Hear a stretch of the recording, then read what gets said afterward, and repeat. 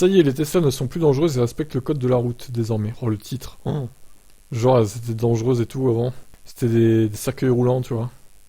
Alors, le logiciel du FSD vient d'arriver cette semaine aux États-Unis en version 11. Les changements techniques sont majeurs. En premier lieu, les manquements au code de la route et les risques d'accidents liés au rappel semblent corrigés, si on en croit les notes partagées par Teslascope.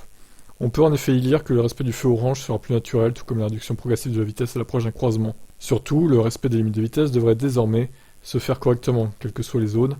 Enfin, la manœuvre dangereuse qui consistait à aller tout droit dans un virage pour continuer sur la voie non prioritaire devrait être de l'histoire ancienne. Finalement, Tesla a réussi à corriger un grave bug logiciel et à le déployer sur plusieurs centaines de milliers de voitures en 4 semaines à peine. On voit là tout l'intérêt pour les constructeurs de proposer des mises à jour à distance, et pas seulement pour la partie info divertissement ou GPS. En plus de ces corrections de bugs, Tesla est allé bien plus loin. Le célèbre FSD est ainsi passé de la version 10 à 11, mais toujours en bêta. La liste des nouveautés est longue, comme on peut le lire dans la note de version. La plus grande annonce, c'est le passage au FSD également sur les portions d'autoroute. Auparavant, celle-ci était prise en charge par l'ancien autopilote.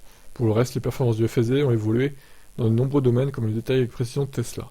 Rappelons que pour le moment, le FSD n'est dispo qu'aux États-Unis et au Canada aussi, mais pas en Europe. Dans les deux cas, il s'agit d'une conduite autonome de niveau 2, mais le FSD est capable de prendre en compte largement plus de situations que l'autopilote. Toutes ces aides à la conduite permettent à Tesla d'annoncer que ces voitures seront largement plus sûres que le reste. Fin de l'article. Ok.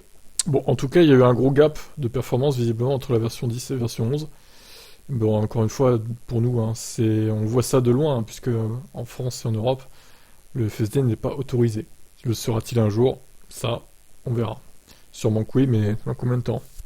Je vous laisse commenter cette mise à jour.